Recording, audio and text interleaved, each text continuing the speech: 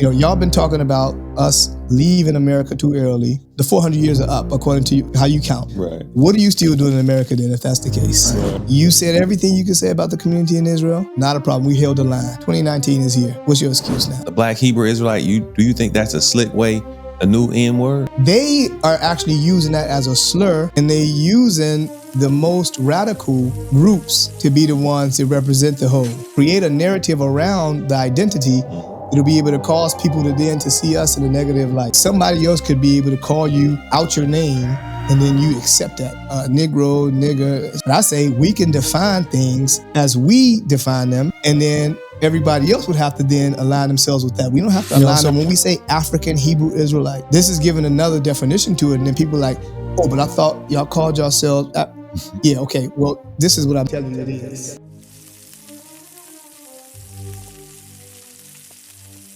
Now, my question is, does the word Black Hebrew Israelite, do you see that as being a offensive title at the moment? Because of course you coming over saying, hey, I lived this experience. But now, since people in America is coming out, now they gave us the title Black Hebrew Israelite.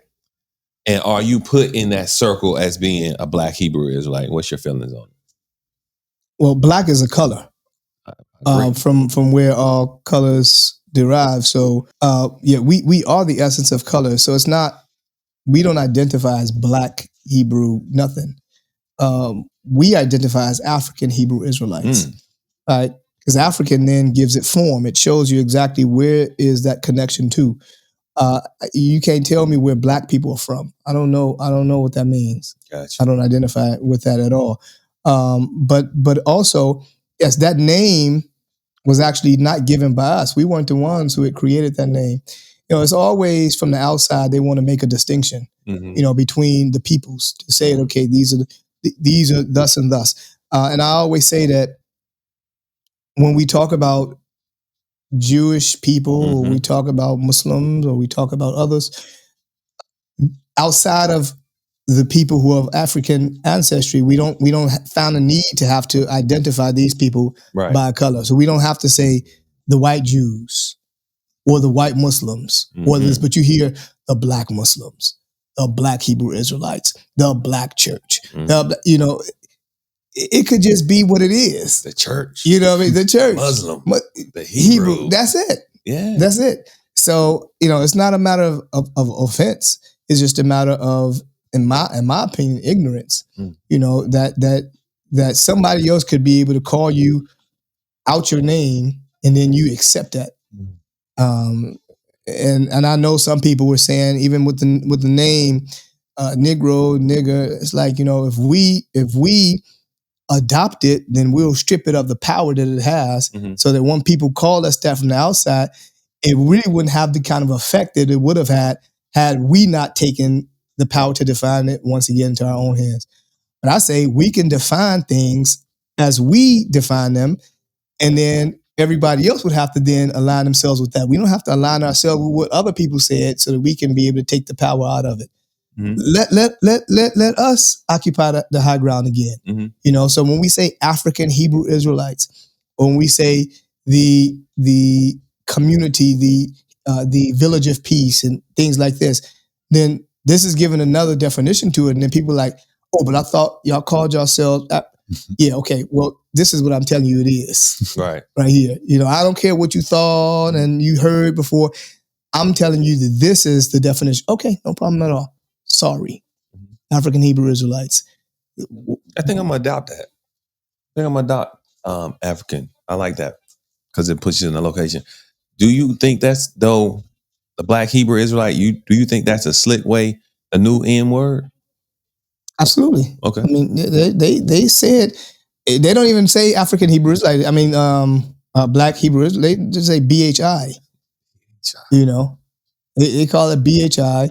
And when they talking about BHI, you know exactly who they are actually using that as a slur, and they using the most radical groups to be the ones that represent the whole, in a way where they could be able to take it into to create a narrative around the identity, it'll be able to cause people to see us in a negative light. Because you could easily use our community as a representation of Hebrew Israelites and say, okay, well, everybody else is doing whatever, but this is a community that is a model community for Hebrew Israelites. We can be able to, you could easily do that. We got 50 years in the game. We done built the community. We done did some stuff that nobody else done. We had a lot of people who were talking about back to Africa movements and all of these things, but we actually did it. So you can be able to point and say, okay, this is the model community. And these people are like the outliers. Like we don't act like that. Everybody are not like that. Because you got some radical people in every family. You know what I mean? But we're not gonna say that the radical son is the one who represents the entire family. Right. But that's the way of redefining and pushing the narrative. Right. We're gonna take the ones that in the eyes of the people, on the outside, these are the ones who they are harsh at people. They speak in a degrading way, and such and such and such. And we're gonna say, okay, this is what represents them. And not even all of them within those communities. There's some people, you may even have some outliers within those communities, right, within other communities, who just have a harder, line when they, and I don't know, maybe behind the scenes, they may get rebuked, from their leadership, like, hey, you shouldn't have did that like that. But once it's out there, it's out there. You know what I mean? But it's all for a purpose. So yes, that is a slur. That's the purpose of it. Another question is still on the black. It's still on the camps. Have any camp met with you guys? I mean, your community? Sure. Oh, really? Sure. And came and visited and stayed for a while? In 2019, we had a summit in Israel. And we brought most of the camps up to visit and to spend time in the community and to see what it is that we're doing. Because remember, in 2019, they was talking about the year of return. They were saying now, 2019, they were saying that the curses began in 1619, and then 2019 was supposed to be the end of the 400-year period where the curses were supposed to be lifted. And now, so we were like, okay, cool. Y'all been talking about us leaving America too early. We're supposed to be waiting on the 400 years to be up and all of that. Okay, bet. The 400 years are up according to you, how you count. Right. What are you still doing in America then, if that's the case? Right. That's a good one. It's finished. So you said that we needed to wait up until this period of time. You said everything you could say about the community in Israel. Not a problem. We held the line. 2019 is here. What's your excuse now? It's 2026 almost. Yeah, pretty much. Yeah. It's almost a wrap. Yes, sir. So, man, that's deep. I didn't know this. So they had a summit. Yes, sir. Now, from the summit, did any camp say, you're right, and voyaged over? I know that a lot of camps started to open up jurisdictions for themselves in other places outside of America. In Kenya and West Africa and South America. But I don't know if there was a mass movement of the community itself in America leaving. I know they're opening up new chapters in other places, but I don't know if the people who are opening up these new chapters are people who are actually migrating from the States going. It seems to me that the people who are in the States are remaining in the States. Yeah. I want to, I'm just saying that, man, to hear that you had a summit. Yes, sir.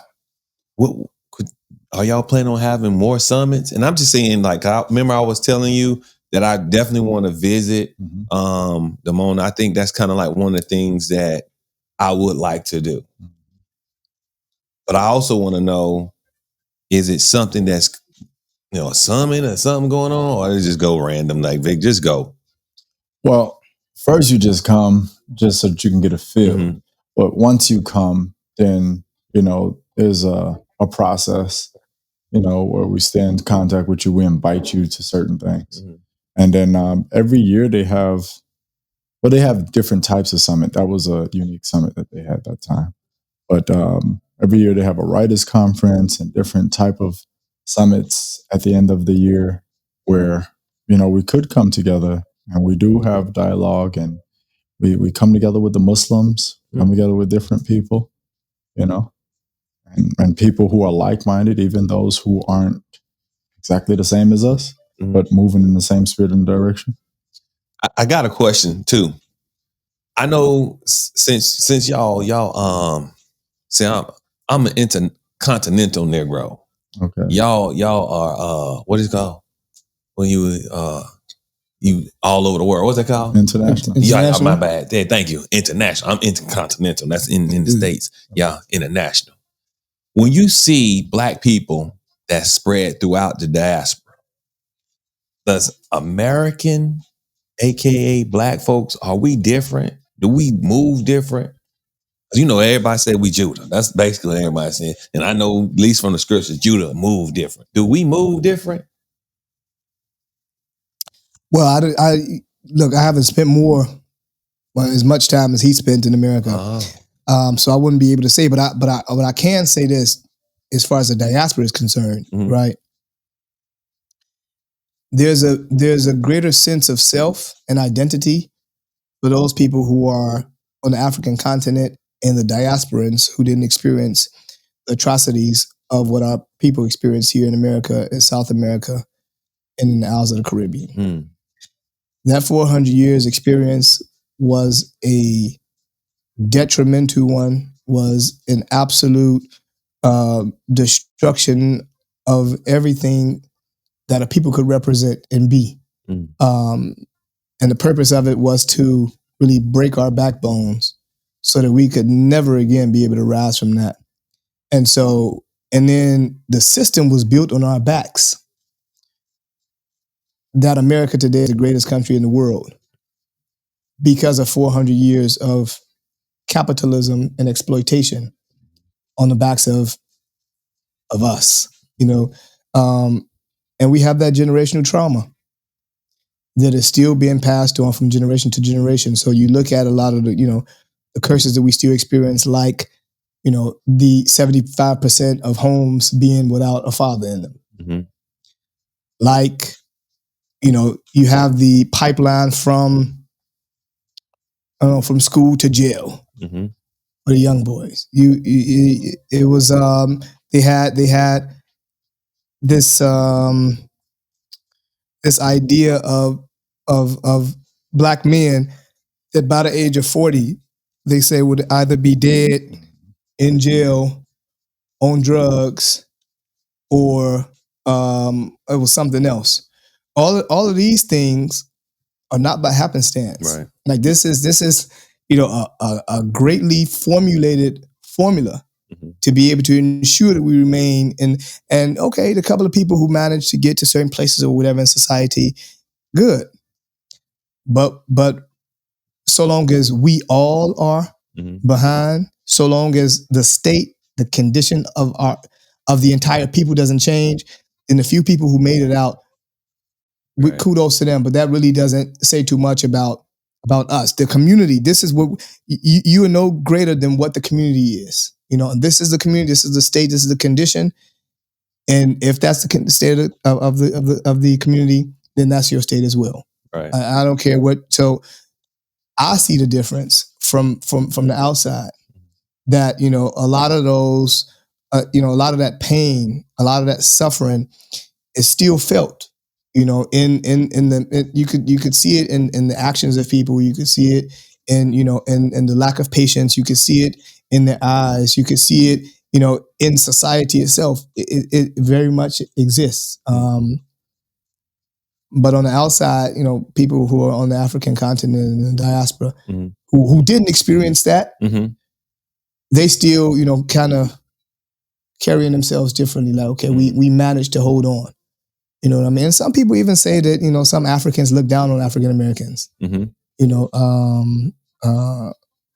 is it true or not? I don't know. I couldn't. I mean, but how do you? All right, so you, of course, you can speak Hebrew. That's right. So if someone there in Damona, Israel, wherever you cross paths, well, I take that back, because no matter where you put yourself, are you going to appear to look like a African American?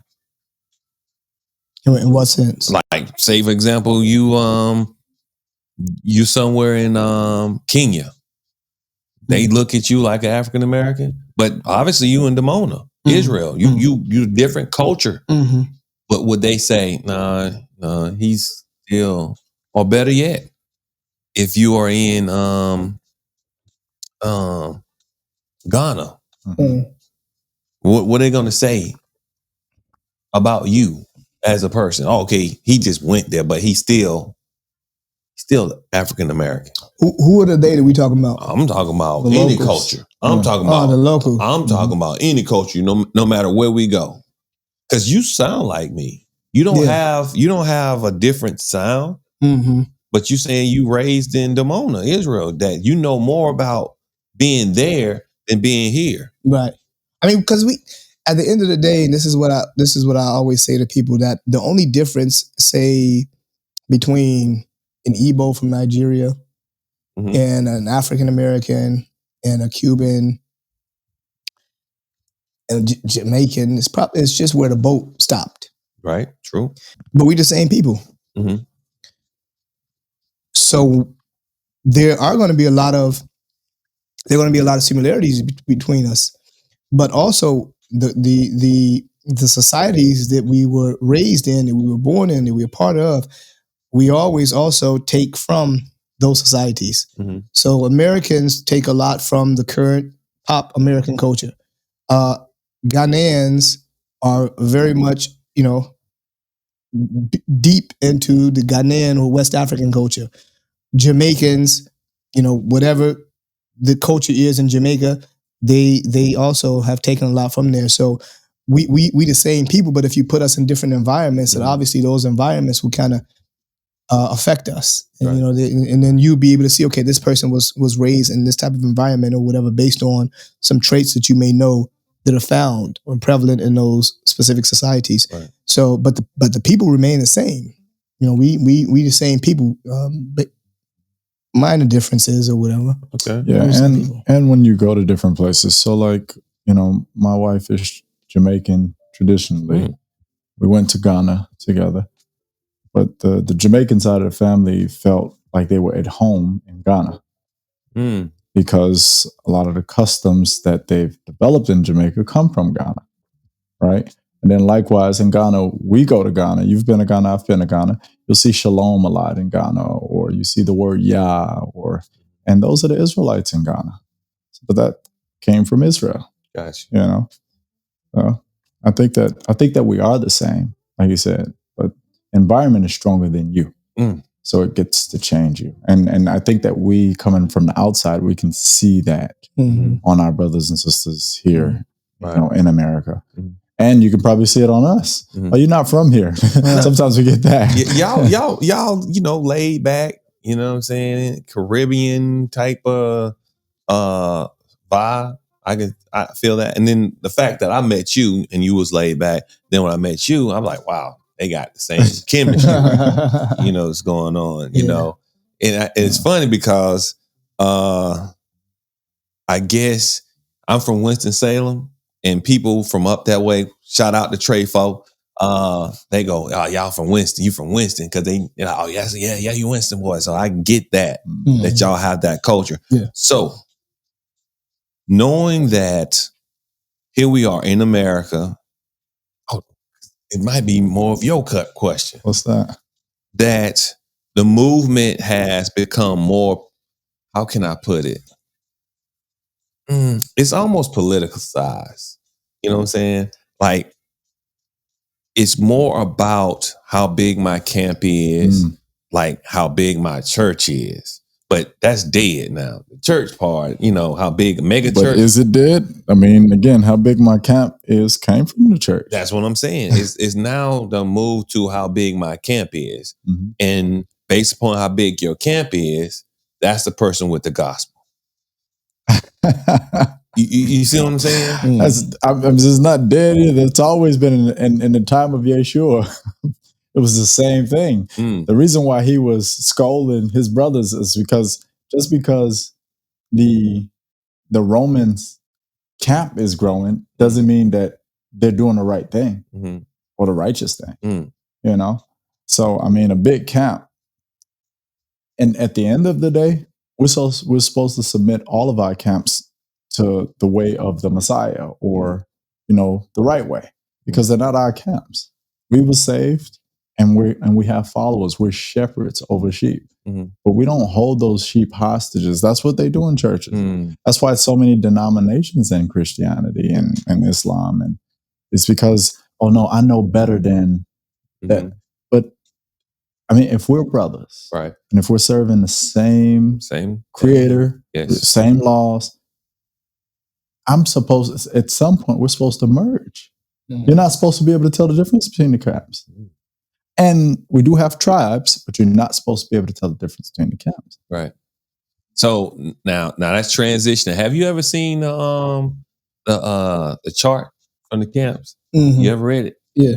What's your thoughts on that? Since because you know, I'm telling you, the one who got the biggest group, that's the one who dictates whether or not that chart is real or not. And I was having a conversation the other night with a sister who was from one of the camps. Or is from one of the camps. And she was asking me questions, you know, she's like, I heard you from Israel, you know, the ambassador of the African diaspora there. And I got some questions for you. So go ahead, sister. Who are the real Israelites? And who are this? And what is the tribe of thus and thus and thus? So I listened. I said, you tell me. Oh, you don't know? Yeah, I know. But you tell me. Right. So she started going through the chart or whatever it was talking about. I said, okay, no problem. That's all right. Oh, that's cool. And then she had mentioned about the brothers and sisters. She had asked about the tribe of something. And then she said these were the Haitians. So I said, okay. Tribe of Dan? Is that Tribe of Dan? She said a tribe of Dan. I think that was. I said, okay, no problem. But Haiti is, you know. Levites. But right. Haiti, I don't remember what it was exactly. That's Levites. That's on the chart. Yeah, but I said, but Haiti is a political construct, right? So and you have a lot of people who live in Haiti, white Haitians as well. So, but the people who actually reside in Haiti, a significant amount of them people, because she had started talking to me about the voodoo. Yeah, voodoo. Yeah. So I told her, but do you know where that actually originates at? Right. And she's like, no. I said, well, it comes from Benin. I said, so if you identify the Haitian people, the Black Haitians, as this group, then that means that you would have to say that the Beninois, the ones who are in Benin, are that group, not the people who were taken from Benin over there. Haiti didn't start the voodoo. It came from Benin. And even in Benin, still today, you have the what is called Ouida. Ouida is the area, or Judah was the area that a lot of those people who were taken down into Haiti and who brought a lot of those practices along with them, took them from. So, and then not everybody was taken from the western shores of Africa. Right. Some people remain back. You know, so what? So the people who are on that end, they're not. People who weren't taken, they are. Like, so that just goes into something, you know, that is that's very confusing. You know, it's very confusing because, again, you have to identify specific people. Now, I'm not saying, because I know there were 200 different ethnic groups who were taken from the western shores of Africa. 200 different ethnic groups. Good Lord. Right. And so in the midst of those, you have the Israelites. And so, you know, clearly a significant amount of those, because 25% based on records were of Israelite heritage. And so clearly in the Western Hemisphere, you have a lot of these people who are from these different tribes.